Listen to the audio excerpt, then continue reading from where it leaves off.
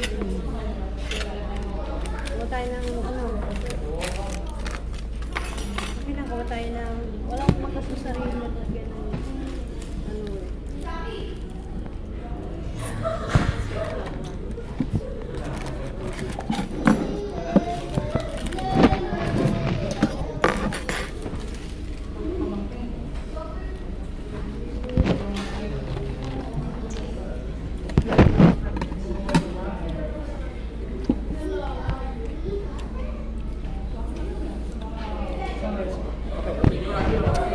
Kay Kuya po. Ano ako na, dapat may lalagyan ng